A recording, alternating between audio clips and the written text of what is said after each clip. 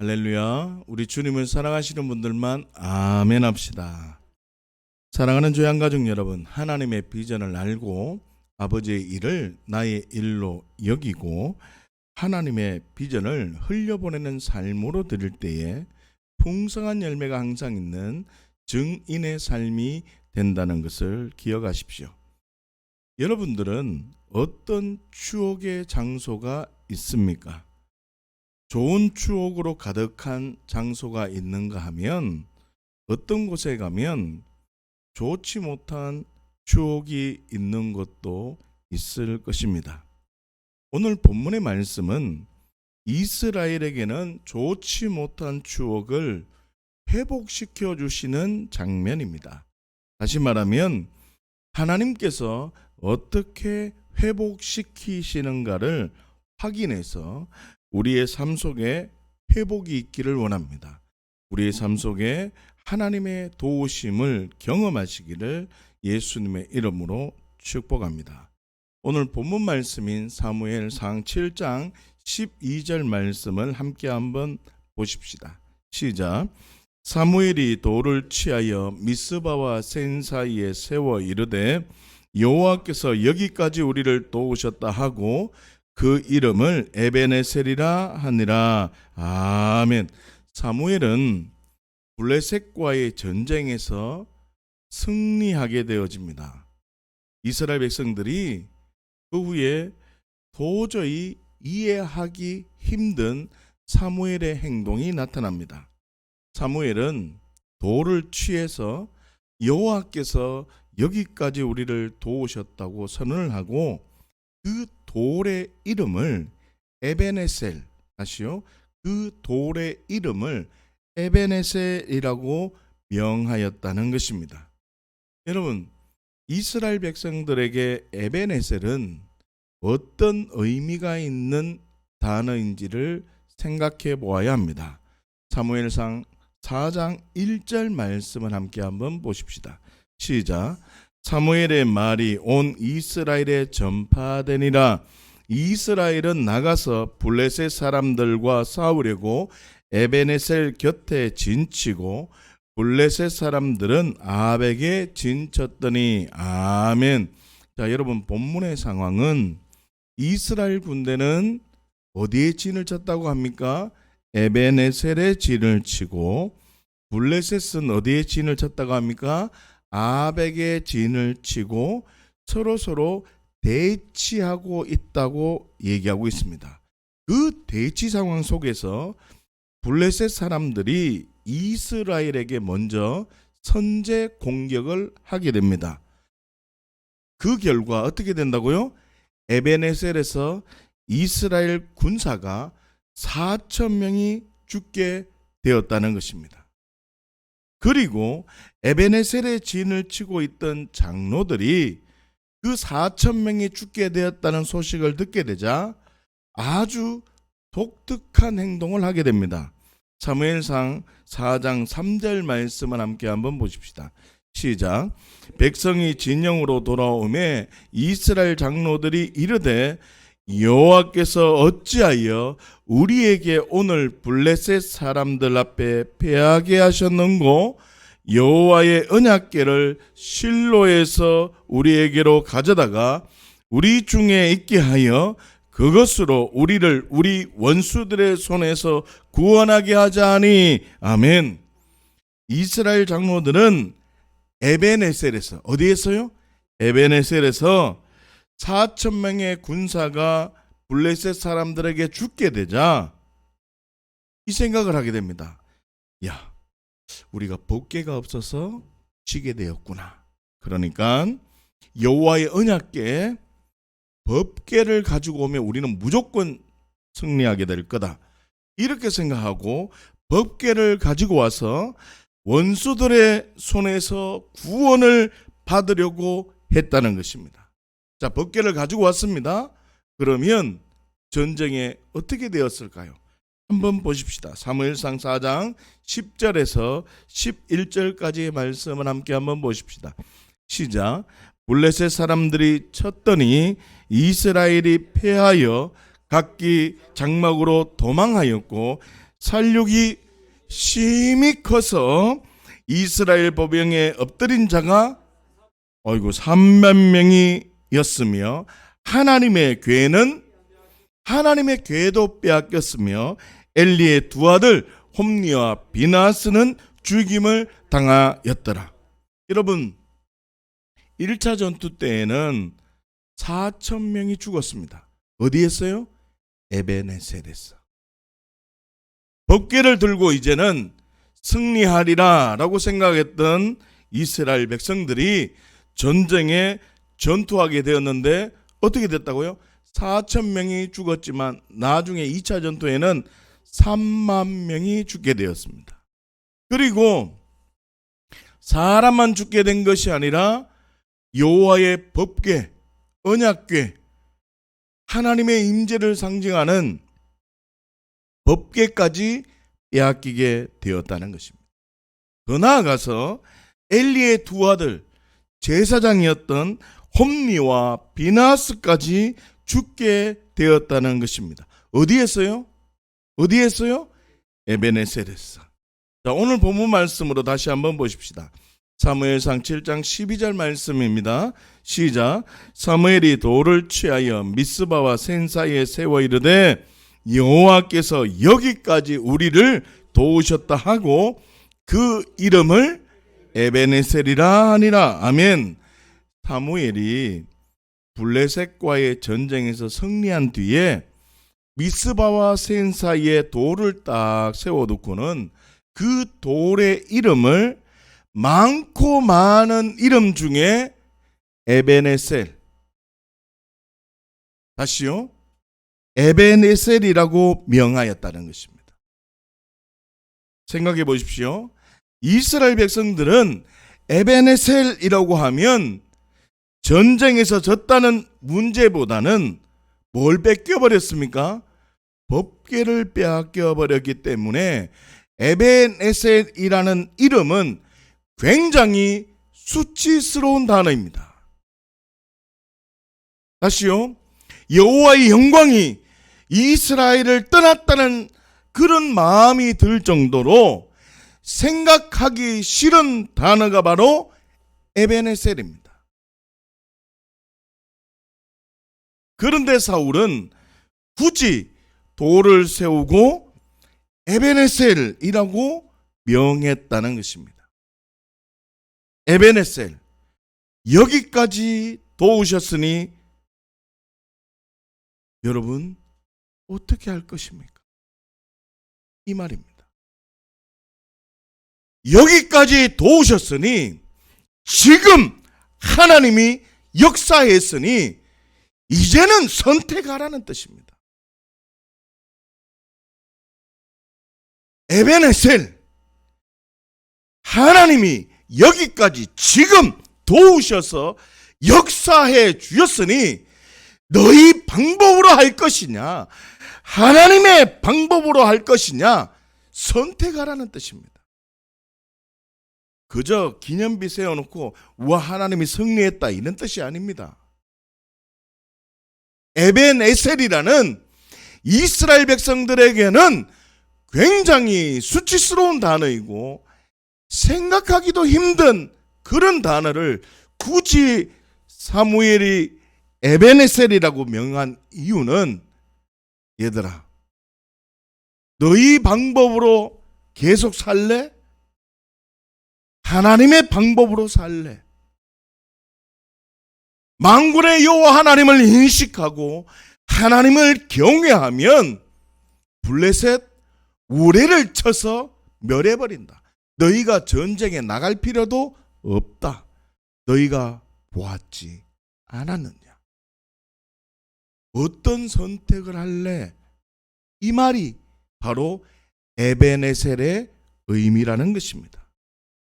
다시요. 하나님의 도우심을 경험할 수 없는 1차 전투에는 멸망하고 2차 전투에는 법궤를 빼앗기고 멸망하고 제사장의 자녀들까지 싹 다 뺏기는 하나님의 도우심을 경험할 수 없는 에벤에셀로 살아갈 것인지, 아니면 하나님의 살아계심을 경험하는 에벤에셀로 살아갈 것인지 선택해라. 지금 선택해라. 이 선언인 것입니다. 다시요. 사무엘이 굳이 돌을 세우고 에벤에셀이라고 명한 이유는 사무엘처럼 반응하면 하나님의 도우심을 경험할 것이지만 이스라엘 장로들처럼 반응하면 하나님의 도우심을 경험할 수가 없다는 뜻입니다. 자, 그렇다면 이스라엘은 무엇 때문에 하나님의 도우심을 받지 못했을까? 자, 이것을 알아야 됩니다. 사무엘상 7장 3절 말씀을 함께 한번 보십시다. 시작. 사무엘이 이스라엘 온 족속에게 말하여 이르되 만일 너희가 전심으로 여호와께 돌아오려거든 이방 신들과 아스타롯을 너희 중에서 제거하고 너희 마음을 여호와께로 향하여 그만을 섬기라. 그리하면 너희를 블레셋 사람의 손에서 건져내리라. 아멘.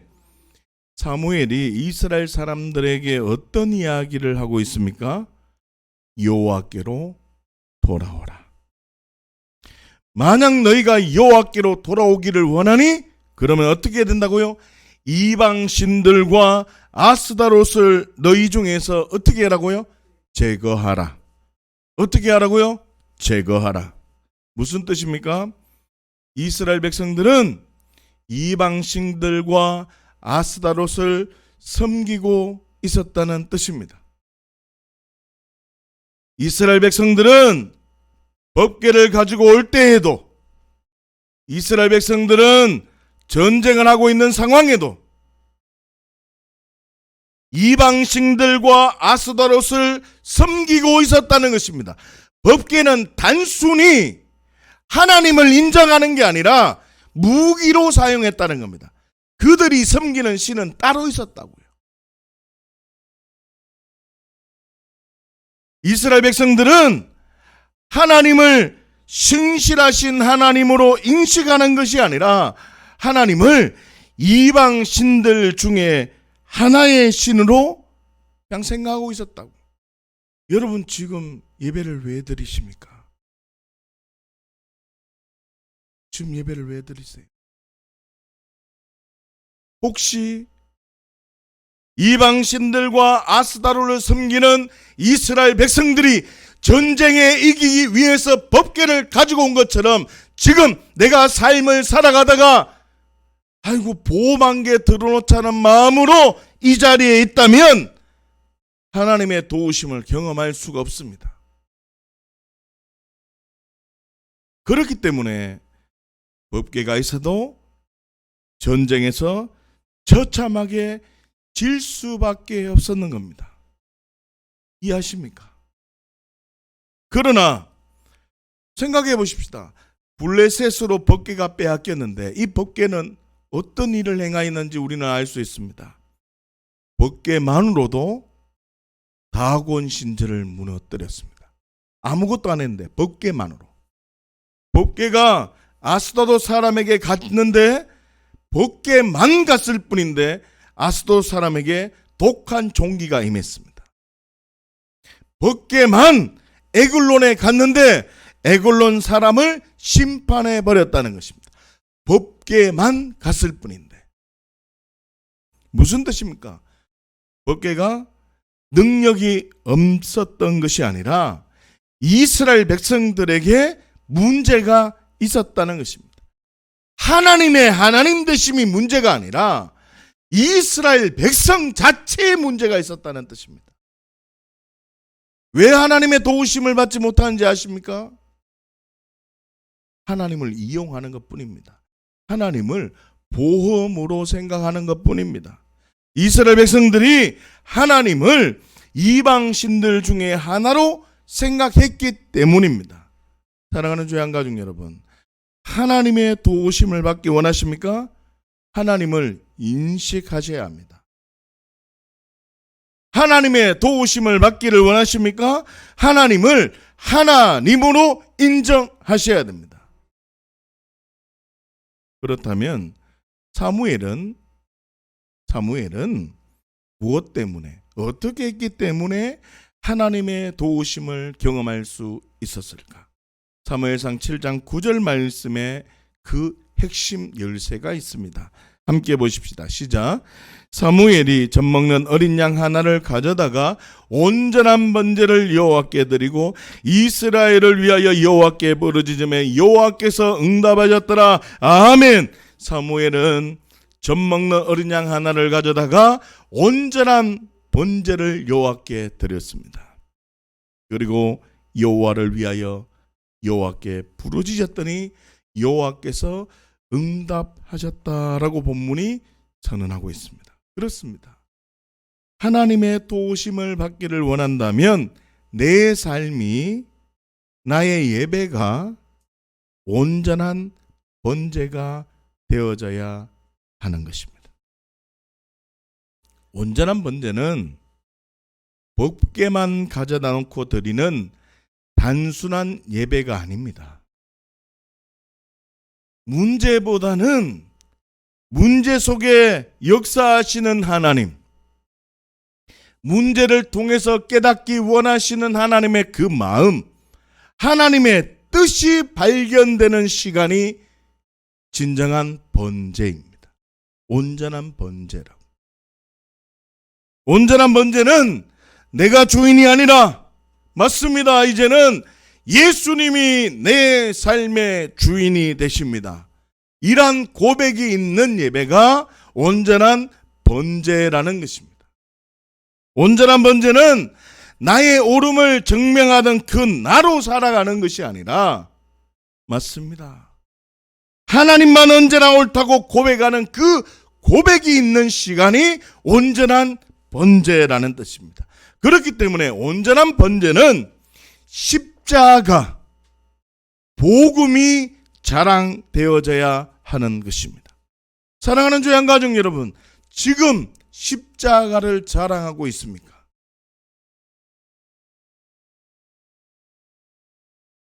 많은 사람들은 온전한 예배를 사모함이 가득하면 하나님이 기뻐 받으시는 예배인 줄 알아요.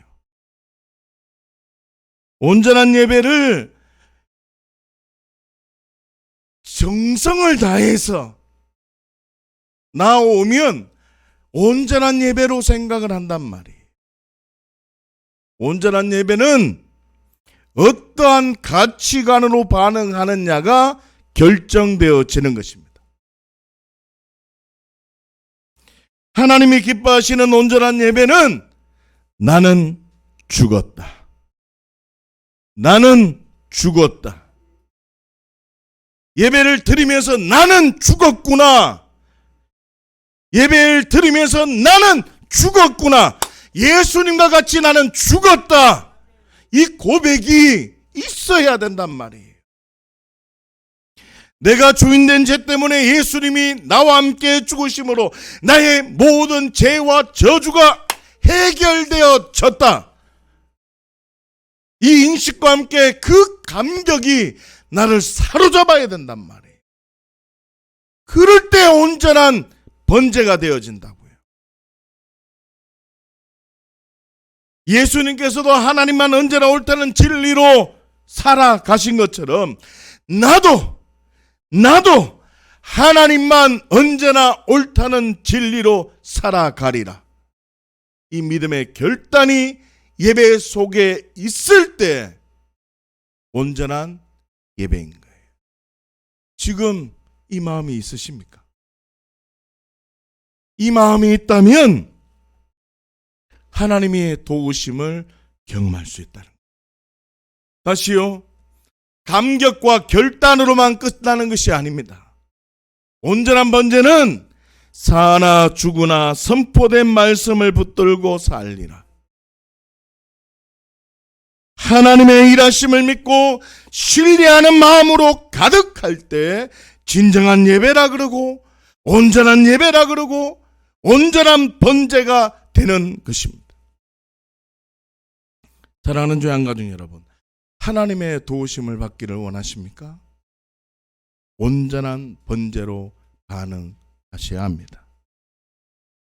사랑하는 교회 가족 여러분, 아무런 감각 없이 자리만 지키고 있는 예배로 있을 것인가? 나 그냥 교회 오늘 왔다. 나 지금 교회 왔다. 이것으로만 반응하는 예배자로일 것이냐?